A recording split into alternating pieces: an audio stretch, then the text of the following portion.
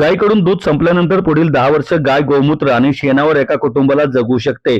एक गाय वाचली तर एक आत्महत्या थांबेल. त्यातून महाराष्ट्र समृद्ध होईल. गायीचा विषय जगभर पोहोचला पाहिजेत. दूध आटले की गाय खाटकाकडे न्या, ही गोष्ट थांबली पाहिजेत. दूध ही एक निर्मिती आहे. त्यापुढे देखील खूप काही उत्पादने आहेत. गायीच्या डोळ्यातील कारुण्य शेतकऱ्याला जगण्याची प्रेरणा देईल, असं मत प्रसिद्ध अभिनेता प्रवीण तरडे यांनी व्यक्त केलंय. आंतरराष्ट्रीय संस्था global confederation of cow based industries यांच्या वतीने महाराष्ट्र गोसेवा आयोग आणि आर काबेल यांच्या सहकार्याने गो टेक 2026 या आंतरराष्ट्रीय शिखर परिषद व प्रदर्शनाचे आयोजन कृषी महाविद्यालय मैदान शिवाजीनगर येथे करण्यात आले आहे.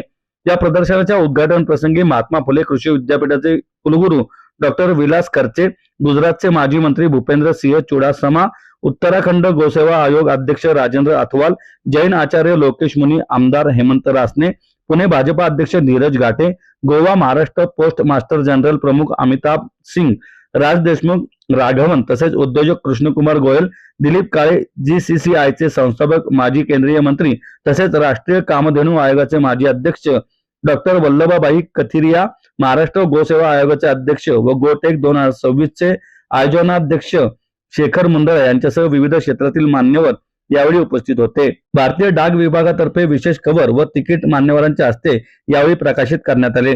सोमवार 23 मार्च पर्यंत हे 4 दिवसीय प्रदर्शन असून प्रवेश विनामूल्य आहे. तरी पुणेकरांनी मोठ्या संख्येने उपस्थित राहण्याचे आवाहन यावेळी करण्यात आले. हेमंत रासने म्हणाले, गायीकडून सर्व पद्धतीने उपयोग होतो. त्याची गुणवत्ता लोकांपर्यंत पोहोचवून जगभरात ते गायीचे महत्त्व सांगण्याचे काम सुरू आहे, असेही त्यांनी सांगितले. जैन आचार्य योगेश मुनी म्हणाले, आपल्या प्रत्येकाच्या जीवनात भारत माता, जन्मदात्री माता आणि गोमाता या तिन्हीचे खूप महत्त्व आहे. त्यामुळे प्रत्येकाला गोमातेबद्दल आदर असायला हवा. डॉक्टर वल्लभाबाई कथिरिया म्हणाले, गो आधारित उद्योग, विज्ञान, तंत्रज्ञान, संशोधन, नवोन्मेष आणि उद्योजकतेला जागतिक व्यासपीठ उपलब्ध करून देणे हा या आयोजनामागील उद्देश आहे. शेखर मुंदडा म्हणाले, तब्बल 3 लाख अभ्यागत, 200 पेक्षा अधिक स्टॉल्स व विविध उपक्रम यामध्ये आहेत. प्रदर्शनामध्ये सेंद्रिय खत व बायो फर्टिलायझर्स, दूध व मूल्यवर्धित दुग्ध उत्पादने, गोमूत्र व गोबरावर आधारित उत्पादने, नैसर्गिक शेती, पशुवैद्यकीय महाविद्यालय व विद्यापीठे, सिमेंट प्रयोगशाळा, सेक्स सॉर्टेड सिमेंट व एम्ब्रियो ट्रान्सफर तंत्रज्ञान, सौर व बायो एनर्जी, चारा व बियाणे उद्योग, चारागाह विकास यंत्रसामुग्री, शासकीय व खासगी बँका, सहकारी संस्था, दुग्ध संघ व फेडरेशन, विविध राज्यांचे गोसेवा आयोग, animal food processing units, innovative startup, संशोधन व विकासावर आधारित गो उत्पादने, भारतीय देशी गो नसलांचे लाईव्ह प्रदर्शन तसेच नॅचरोपॅथी, आयुर्वेद व पंचगव्य आधारित उपचार पद्धतींशी संबंधित स्टॉल सहभागी झाले आहेत. त्यामुळं आता इथं जे काही आपली मराठी माणसं आलेली आहेत त्यांचे मी आभार व्यक्त करतो.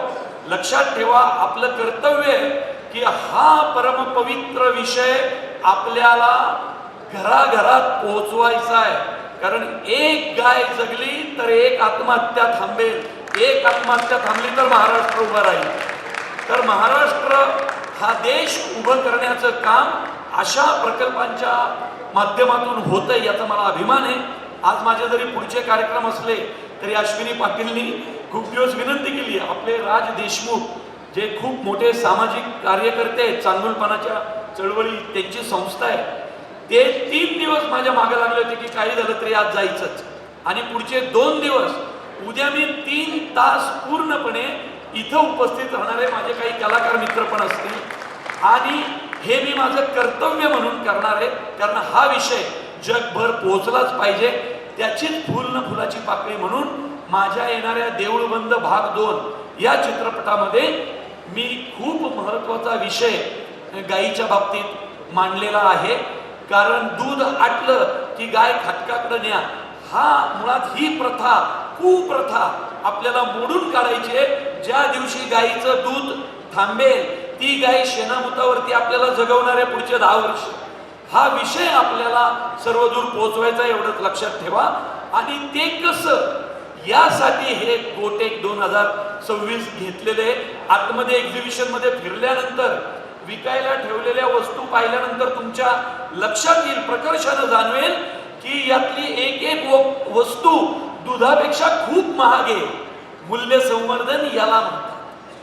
की दूध हे फक्त एक निर्मिती आहे, त्याच्या पलीकडे गाय ही खूप आहे. आणि खरं सांगू का, गाय सगळं द्यायचं थांबल्यानंतर सुद्धा तिला सांभाळा. नुसतं गोठ्यामध्ये निवांत थकून बसलेल्या गायीच्या डोळ्यातलं कारुण्य सुद्धा तुम्हाला जगायला भाग पाडेल, जगण्याची प्रेरणा देईल. मनात शेतकऱ्याच्या जर कधी आत्महत्येचा विचार आला तर गोठ्यात बसलेल्या गायीच्या डोळ्यात तासभर बघा, 2 मिनिटं बघा, मनातला आत्महत्येचा विचार दूर होईल. कारण ती जगन्माता आहे.